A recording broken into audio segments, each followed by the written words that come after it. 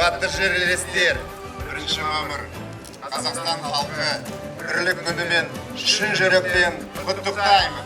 Сіздерге мықты денсаулық, отбасылық бақыт, бақ береке тілеймін. Алқуаттарыңыз қалай, көңілдеріңіз қалай? Біз алғаш шығып тұрмыз өзі осындай. Бір 2 жылдан бері бір керемет.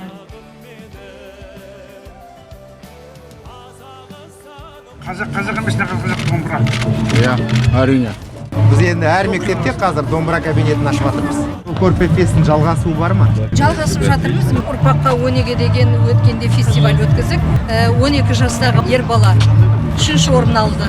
Знаете, с таким глубоким уважением отношусь к людям, которые обладают такой уникальной усидчивостью. Спасибо. Мы должны вот это все перенести на все места, где центры притяжения, на набережную, где вот мы не только в празднике, мы в повседневной жизни должны вот такие ярмарки устанавливать.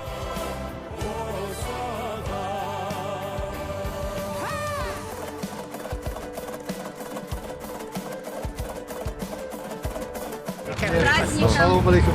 Мереке құтты болсын. Бірлік бар жерде тірлік бар дейді, сондықтан бірлігіміз ары қарай ұлғая берсін.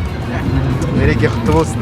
Абай атамыздың 175 жылдығына жасалынған міне алтын сандық. От всей души поздравляю павлодарцев. Мы дружны, мы общаемся. Это многое дает нам. Осы көп ұлтты мемлекет болғандықтан ұлттардың бір-біріне деген құрметін, бір-біріге деген бірлестігінің осы бүгін мейрамы болып отыр.